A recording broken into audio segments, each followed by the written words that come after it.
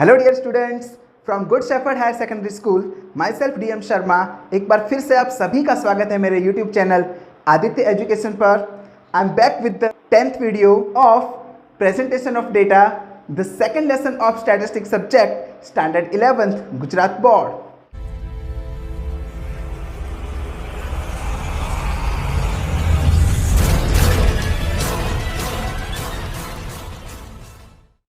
Friends, in the last video, we have studied about the tabulation method and we have solved the sums related to tabulation and we have taken a detailed knowledge about the graphs. In today's video, we will solve the practical sums related to graph of exercise 2.3. So without wasting time, let's start. So friends, first of all, we will study about the bar diagram. Bar diagram is constructed by considering only one characteristic of the data. Means bar diagram ऐसे data के लिए बनाया जाता है जिसमें सिर्फ एक ही characteristic हो या सिर्फ एक ही विशेषता हो। फॉर एग्जांपल, अलग अलग वर्षों के लिए किसी बिजनेस में होने वाला प्रॉफिट, उसका अगर हमें स्टडी करना हो तो यहाँ पर सिर्फ एक ही कैरेक्टरिस्टिक है, प्रॉफिट। यहाँ पर ईयर्स चेंज हो रहे हैं लेकिन प्रॉफिट वो एज इट इज़ है। तो इस टाइप के जो डेटा होते हैं उसे हम बार डायग्राम के थ्रू प्रेजेंट कर सकते हैं। It is used to represent the information on different places, things और टाइम ऑन द डायग्राम। यानी कि अलग अलग जगह की, अलग अलग चीज़ वस्तुओं की या अलग अलग टाइम की इंफॉर्मेशन इस टाइप के डायग्राम से इजीली प्रेजेंट की जा सकती है। For this purpose the different places, things और time are taken on x-axis on the graph paper and bars with equal weights at equal distance are drawn with the heights proportional to the measure of respective places, things or time on y-axis with appropriate scale. यानी friends, जो qualitative data होता है जैसे कि different places, different things, different times etc. are presented on x-axis which is the horizontal line and the numerical or quantitative data is presented on the vertical line y-axis. To understand all these points, let us start a practical example. So friends, on page number 55 of your textbook, exercise 2.3, question number 1. Following is the data on the number of employees working in various government departments. Present it with suitable diagram. So department and number of employees are given. In road transport, 4,000 persons are working.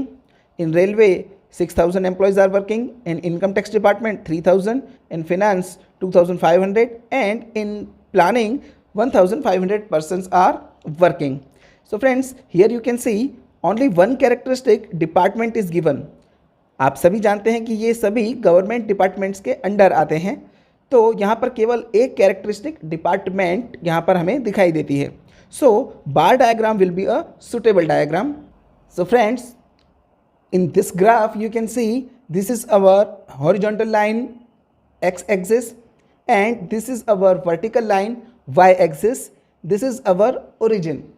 On y-axis we will present the numerical data, means number of employees we will indicate on y-axis, and the qualitative data means the different departments of government we will present on the horizontal line x-axis.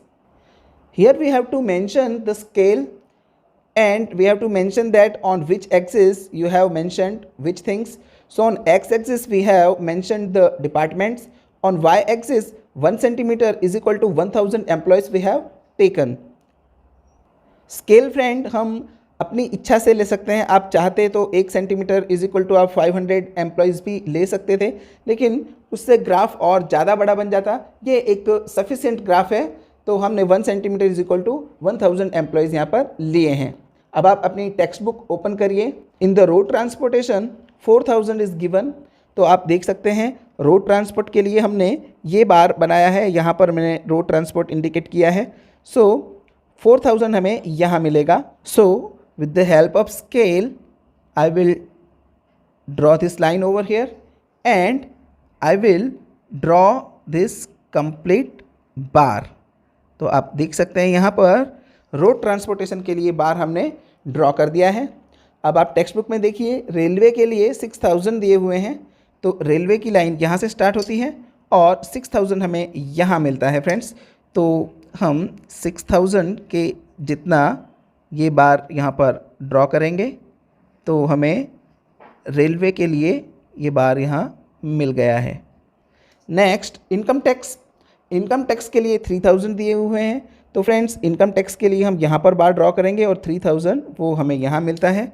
सो 3000 के लिए हमने ये बार यहाँ पर income tax के लिए draw कर दिया। Now in the finance department 2500 employees are working. तो फ्रेंड्स 2500 के लिए आप देख सकते हैं यहाँ आपको 2000 मिल रहा है और यहाँ आपको 3000 मिल रहा है। तो इन दोनों के एग्जैक्टली बीचों बीच यहाँ पर इन द मिडल ये आपको 2500 मिलेगा। तो यहाँ तक मैं बार ड्रॉ करूँगा। तो आप देख सकते हैं यहाँ पर 2000 और 3000 के बीचों बीच हमने यहाँ पर एक हॉरिजॉन्टल लाइन ड्रॉ की है। तो आप देख सकते हैं यहाँ पर 2000 और 3000 के बीचों बीच हमें 2500 यहाँ मिला है। In the same way planning के लिए हमको 1500 दिया हुआ है। तो 1000 हमारा यहाँ आता है, 2000 यहाँ, तो इन दोनों के बीचों बीच 1500 हमें यहाँ मिलेगा। सो 1500 के जितना यहाँ पर मैं एक बार और ड्रॉ कर देता हूँ और यहाँ पर आप देख सकते हैं फ्रेंड्स हमारा ग्राफ रेडी है। अगर हम चाहें तो इन ग्राफ्स के अंदर इस तरह से कोई डिज़ाइन कर सकते हैं या इनमें आप शेडिंग भी कर सकते हैं। और यहाँ पर आप देख सकते हैं सिर्फ एक ही कैरेक्टरिस्टिक है, इसलिए अगर आप सिर्फ ब्लैंक बार ड्रॉ करेंगे तो भी चलेगा। एक बात और मैं आपको बता देना चाहूँगा फ्रेंड्स, यहाँ पर आपको क्लियर विज़न मिले इसीलिए ये ग्राफ मैंने पेन से ड्रॉ किया है, लेकिन आपको एग्ज़ाम में पेन से ड्रॉ नहीं करना है, अदरवाइज़ आपको मार्क्स नहीं मिलेंगे। आपको ग्राफ सिर्फ और सिर्फ पेंसिल से ही ड्रॉ करना है। Now the second question of the same exercise 2.3, the data on the profit of a company is as under, present it by an appropriate diagram. Year is given and profit is given. तो friends यहाँ भी आप देख सकते हैं सिर्फ एक ही characteristic profit आपको दी हुई है। So here only one characteristic profit is given, so bar diagram will be a suitable diagram. यहाँ आपको अलग अलग ईयर्स दिए हैं जो हम एक्स एक्सिस पर मेंशन करेंगे और प्रॉफिट हम वाई एक्सिस पर मेंशन करेंगे। So friends here you can see on the horizontal X axis we have mentioned years and on the vertical Y axis we have mentioned profit in crore rupees. तो friends for 2010 the profit is given 10 crore. तो आप यहाँ देख सकते हैं 10 आपको यहाँ मिलेगा। तो फ्रेंड्स 10 के सामने मैंने ये बार यहाँ पर ड्रॉ किया है। So friends our bar for 2010 is ready. Now in the 2011 5 crore rupees is given. So 5 you will find between 4 and 6 over here. So from here I will draw one more bar and here my bar for 5 crore rupees is ready. Now in the year 2012 -2 is given. Friends यहाँ पर -2 है वो loss indicate करता है और आप देख सकते हैं y एक्सिस पर 2 के बाद 0 और -2 यहाँ पर थोड़ा नीचे आया हुआ है। तो हमारा ये ग्राफ -2 यानी नीचे की साइड यहाँ पर यहाँ तक ड्रॉ होगा। तो यहाँ हम ये बार -2 करोड़ रुपीस के लिए नीचे की साइड ड्रॉ करेंगे। Now in the year 2013 4 crore rupees is given. So 2013 आप देख सकते हैं यहाँ दिया है और 4 करोड़ आप यहाँ तक ड्रॉ करेंगे। सो हमारा 4 करोड़ रुपीस के लिए ये बार भी रेडी है। Now in 2014 8 crore is given. तो आप देख सकते हैं 8 करोड़ आपको यहाँ मिलेंगे। तो 8 करोड़ रुपीस का बार भी हम यहाँ पर ड्रॉ करेंगे। तो यहाँ हमारा 8 करोड़ रुपीस के लिए जो बार है वो भी हमने रेडी कर लिया है। नाउ लास्ट 2015 में आपको 6 करोड़ दिए हुए हैं। तो 6 करोड़ आपको इस लाइन पर यहाँ मिलेंगे और 6 करोड़ रुपीस के लिए हमारा बार रेडी है। तो फ्रेंड्स आप देख सकते हैं इस तरीके का बार ग्राफ आपको देखने को मिल सकता है। यहाँ 2012 में आपको लॉस हुआ है इसीलिए आपका जो बार है वो नीचे की साइड -2 तक आया हुआ है। अगर आप चाहो तो आप इस तरीके से शेड भी दे सकते हैं। तो यहाँ हमारा ये ग्राफ रेडी है। Now friends, third some of the same exercise 2.3, information regarding the birth rate and death rate of 5 countries is as under, presented by a suitable diagram. So friends, here you can see price of share and price of same share after 15 days. यहाँ पर आपको दो type की characteristics दी हुई है। Here the information for two characteristics is given for each faculty. So we draw adjacent bar diagram, यानी हम पास पास के बार डायग्राम यहाँ पर ड्रॉ करेंगे। आप यहाँ देख सकते हैं कंपनी, ये आपकी क्वालिटेटिव इन्फॉर्मेशन है जो हम एक्स एक्सिस पर मेंशन करेंगे, और प्राइजेस ऑफ शेयर्स ये हम वाई एक्सिस पर मेंशन करेंगे। जो हमारे शेयर की मैक्सिमम प्राइस है फ्रेंड्स वो 150 तक है, तो हम मैक्सिमम 150 तक का मेजरमेंट वाई एक्सिस पर ले सकते हैं। तो हम स्केल में 1 centimetre is equal to 20 rupees रखेंगे। आप चाहो तो 10 रुपीज़ भी रख सकते हो, लेकिन फिर ग्राफ आपका ज़्यादा बड़ा बन जाएगा। तो यहाँ हम ओरिजिन 0 और उसके बाद 20, 40 इस तरीके से वाई एक्सिस पर हमने शेयर के प्राइस मेंशन किए हैं। हमारी मैक्सिमम प्राइस वो 150 तक है, तो हम 160 तक ड्रॉ कर सकते हैं। मैंने यहाँ पर 180 ले लिया है, इससे कोई फ़र्क नहीं पड़ता फ्रेंड्स। तो चलिए स्टार्ट करते हैं। कंपनी ए के लिए जो शेयर का प्राइस पहले था वो था 40। तो फ्रेंड्स यहाँ पर हमारी कंपनी ए, आप देख सकते हैं यहाँ पर कंपनी ए के लिए ये लाइन मैंने ड्रॉ की। इसका जो पहले प्राइस था वो था 40, यानी यहाँ तक हम ये बार ड्रॉ करेंगे। तो ये हमारा बार 40 ड्रॉ हो चुका है, जो कि पहले का प्राइस था। अभी आफ्टर 15 डेज़, 15 दिनों बाद जो नया प्राइस आता है वो है 60। तो इसी कंपनी ए का यहाँ पर 60, तो आप देख सकते हैं हम एडजेसेंट यानी कि आसपास के बार डायग्राम हम यहाँ पर ड्रॉ करेंगे। तो सेम इसी कंपनी का ये नया भाव जो कि 60 रुपीज़ है, तो ये हमने हमारा सेकंड बार ड्रॉ कर लिया है। तो कंपनी ए में ये दोनों प्राइस आप देख सकते हैं। नाउ इन कंपनी बी आप देख सकते हैं पहले का जो प्राइस है वो 20 रुपीज़ है, तो कंपनी बी की स्टार्टिंग हम इस पॉइंट से करेंगे। तो यहाँ पर 20 हमको 1 सेंटीमीटर पर ही मिल जाने वाला है, तो ये हमने यहाँ पर 20 ड्रॉ कर दिया है। तो ये बार हमें पहले के प्राइस के लिए मिला। अभी जो नया प्राइस है फ्रेंड्स आफ्टर 15 डेज़ वो 30 हो चुका है। तो आप देख सकते हैं 20 और 40 के बीचों बीच ये वाली जो लाइन है यहाँ हमें 30 मिलेगा। तो सेम कंपनी बी के लिए हम 30 जितना ये बार ड्रॉ करेंगे। तो यहाँ पर कंपनी बी के लिए जो दोनों बार्स हैं वो हमें मिल चुके हैं। Now in the company C the earlier price was 100।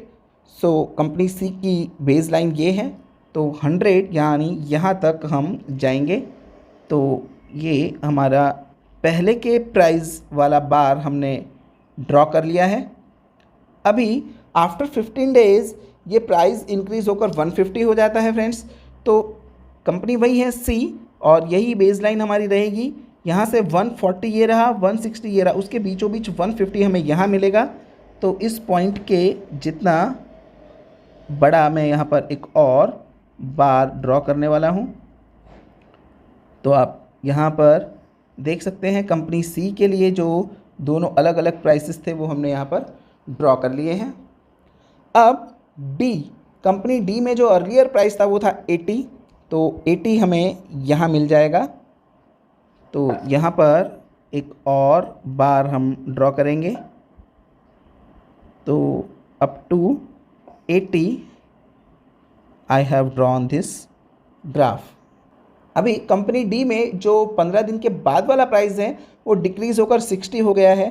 तो कंपनी डी ये रही, और ये जो नया प्राइस है वो है 60। तो यहाँ इसके एडजेसेंट यानी इससे जुड़ा हुआ उसके जस्ट बगल में हम एक और बार ड्रॉ करेंगे जो 60 को रिप्रेजेंट करेगा। Now in the company E the earlier price was 30। सो यहाँ पर आप देख सकते हैं 20 और 40 के बीचों बीच 30 हमें यहाँ मिलेगा। तो हम ये बार यहाँ पर ड्रॉ करेंगे। तो ये हमारा 30 का बार ड्रॉ हो चुका है फ्रेंड्स। आप यहाँ देख सकते हैं फ्रेंड्स, ई के लिए जो अर्लियर प्राइस था वो 30 था, सो 20 और 40 के बीच में हमने यहाँ पर ड्रॉ कर दिया है। और जो 15 डेज़ के आफ्टर जो न्यू प्राइस है वो 10 रुपीज़ है, सो वो हमने 0 और 20 के बीचों बीच ये हमने यहाँ पर दोनों बार्स ड्रॉ कर दिए हैं। Now to differentiate both of these bars we will make a design in any of the bars. So in the price of shares we will draw these lines. तो फ्रेंड्स आप देख सकते हैं यहाँ पर प्राइस ऑफ शेयर्स में हमने ये लाइंस ड्रॉ की हैं। तो ये जो लाइन वाले बार्स है वो प्राइस ऑफ शेयर इंडिकेट कर रहे हैं, और ये जो ब्लैंक बार्स आपको दिख रहे हैं वो new price of share indicate कर रहे हैं। So friends we stop here today. I hope you all have understood the method of the sum and the method of drawing a graph. If you have any doubt, you can ask me in the comment section. If you still have not subscribed my channel, then please subscribe it and press the bell icon button so that you can get the notifications of my next videos on the very first day. Friends, अगर आपको video पसंद आया है तो please उसे like दें, अपने friends में शेयर करें और अपना वैल्यूएबल कमेंट हमें दें, ताकि हमें ऐसे ही मोटिवेशन मिलता रहे। बहुत जल्द मुलाकात होगी आपसे अगले वीडियो में। तब तक के लिए पढ़ाई करें, सुरक्षित रहें। Good bye.